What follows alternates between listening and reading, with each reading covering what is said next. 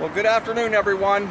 We've got a quick update here at the Las Vegas Federal Courthouse down here in Las Vegas, Nevada.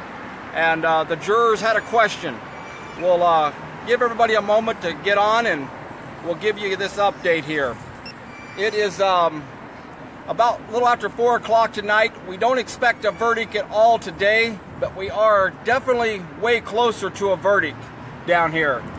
The jurors had a question, and about 3:30, or just slightly before, everybody rushed up to the courtroom to get this answer. The question was sealed by the judge. The prosecutors did not want this question public, but we have a gist of what it was, and but the actual question itself was sealed. The gist of the question was, do the jurors need to be anonymous on the on their decision for each defendant? If they couldn't be unanimous on all of them, can they just pick out one defendant for a charge or this and that? The answer to that is no. They have to be unanimous on them all. If one is guilty on conspiracy, all of them are guilty on conspiracy. So this is well, that's not that's what Roger kind of told me there a little bit. He kind of told me that they couldn't just pick one. I understood it completely different. Did you? That they could take each individual charge against each individual defendant. Okay. And here comes Roger now.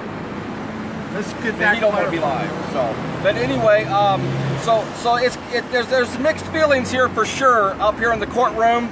Was I getting in the way? The jurors. No, you're okay. The jurors are definitely undecisive about each one of these defendants. They cannot decide if one of them is guilty or all of them are guilty. So one of the lawyers I talked to briefly said that this was a good sign.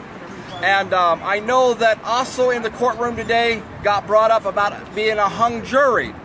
We don't know that for sure at all yet, but Brand just confirmed here. Yeah, it's each defendant and each charge has to be unanimous. It's not like they can find them unanimous against all of them with one charge. Okay. They have to break it down per defendant, per charge. Per charge. And there's like over 12 charges here we're dealing with. Quite a few charges and quite a few pages. So it's a lot to go with. We are one step closer. An answer could be tomorrow. We still don't know. I know we're all waiting patiently out here, and it's a lot of them down here are very nervous and wanting an answer. But right now, that's all we know is we're not going to get an answer today. We're going to be back here tomorrow at 8 o'clock in the morning. The jurors are going to be back deliberating, and this answer that the judge and the defendants got together was sent back to the jurors, and they can decide what they can decide of that question and answer that got back to them. Now, one of the things that's really encouraging to me is the judge says they're asking what-if questions. So, in fact, she said they're way out here right now, and she said they need to be brought down to here to find focus. Well, there's dissension. Obviously, there's dissension in the jury, and they're asking what-if questions, which I think, my personal perspective, that's really good. Yes. Yeah. We're very in high hopes here. We think the questions were good questions. We think that's a good sign. So. Well, you know what it reminds me of is when we were in Oregon for the first trial, the jury had some questions. Folks, don't try to read too much into this. I'll tell you right now, you can't read too much into it. We drove ourselves crazy one night trying to figure out, and by trying to read into it what it meant to us. And I know with me, I was back and forth all night long. And it turned out to be actually quite different than I originally thought, just from the initial questions. So don't try to read too much into it. The one best thing that I can see is, they're not unanimous. There's some dissension between them, and I think that's a really good thing. And the other thing is they're asking what ifs. So the judge and the control the judge has over the jury is, you might say, slipping a little bit, or she doesn't have the control she thought she had. And again, I think that's good too. Exactly. So Well, that's great.